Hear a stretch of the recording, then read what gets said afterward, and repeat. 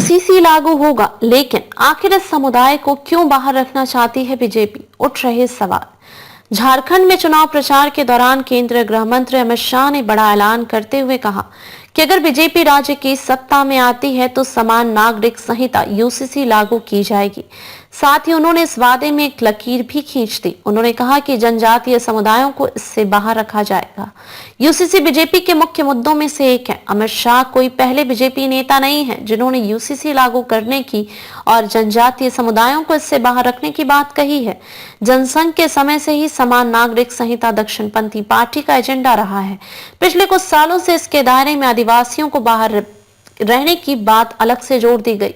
दरअसल बीजेपी को सवर्णों की पार्टी के रुख में देखा जाता है। ऐसे में दलितों और आदिवासियों को वोट बैंक को रिझाना एक बड़ी चुनौती थी। रविवार को एक जनसभा के दौरान अमित शाह ने कहा कि आदिवासी समुदायों की विरासत और पहचान की रक्षा करना उनका कर्तव्य है। जुलाई 2023 में दिवंगत बीजेपी नेता सुशील मोदी ने भी कहा था कि पूर्वोत्तर के राज्यों के जनजातीय समूहों को समान नागरिक संहिता के दायरे में बाहर रखा जाना चाहिए। इसके बाद केंद्रीय मंत्री किरण रिजिजू ने अरुणाचल प्रदेश में कहा, हमें अरुणाचल के आदिवासी इलाकों में समान नागरिक संहिता को लेकर बात ही नहीं करनी चाहिए। आपको पता होना चाहिए कि आदिवासी इलाकों में इसे नहीं लागू किया जाएगा। दूसरी बात, जो भी कानून बनाए जाते हैं वे देश की भलाई के लिए बनाए जाते हैं। बीजेपी के मंत्री एसपी बघेल ने भी कहा था कि सरकार आदिवासियों की संस्कृति और मान्यताओं में कोई दखल नहीं देना चाहती।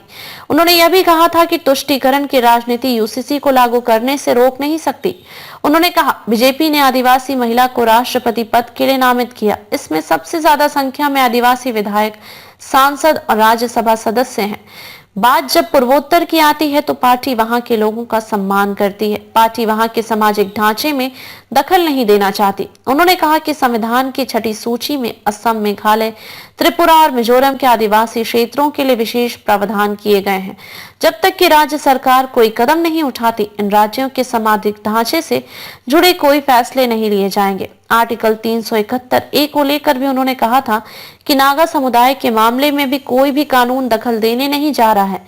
इसी साल की शुरुआत में असम के सीएम हिमंता बिस्वा शर्मा ने कहा था कि उत्तराखंड और गुजरात के बाद असम तीसरा राज्य बनेगा जो यूसीसी को लागू करेगा। उन्होंने यह भी स्पष्ट किया था कि जनजातियों को इसके दायरे से बाहर ही रखा जाएगा।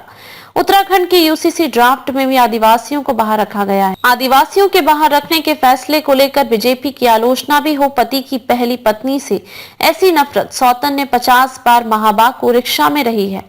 विरोधियों का कहना है कि यह सब केवल मुसलमानों को टारगेट करने के लिए किया जा रहा है।